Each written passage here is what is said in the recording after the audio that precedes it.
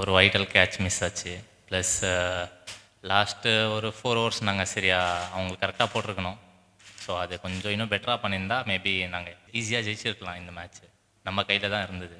Actually new ball பார்த்தீங்கன்னா நல்லா bad வருது. பட் மிடில் ஓவர்ஸில் கொஞ்சம் ஸ்லோவாக இருந்தது.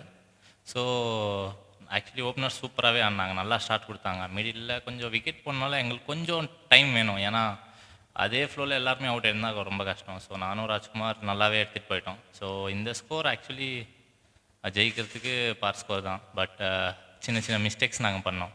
அது பண்ணலன்னா மேபி ஈஸி மேட்ச் எங்களுக்கு இது. ஆக்சுவலி ஃபஸ்ட் மேட்ச் நல்லா இருந்தது, இன்னும் பெட்டராக பண்ணலாம்.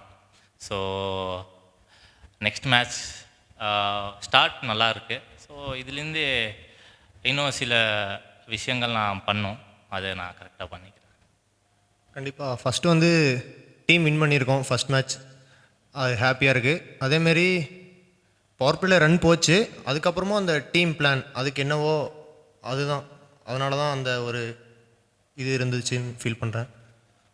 கண்டிப்பாக கேம்னால் அது இருக்க தான் செய்யும். அதை எப்படி கிரவுண்டில் அந்த ப்ரெஷர் டைமில் நம்ம ஹேண்டில் பண்ணுறோம் அதில் தான் இருக்குது. அது எல்லாமே கண்டிப்பாக இருக்கும். இன்னும் டீம் பிளான்ஸில் இன்னும் பெட்டராக என்ன பண்ணலாம், இதோட டஃப் சுச்சுவேஷன் வரப்போ என்ன பண்ணலாம், அதோட பிளான்ஸ்லாம் கண்டிப்பாக நாங்கள் பெட்டராகவே எடுத்துகிட்டு வருவோம்.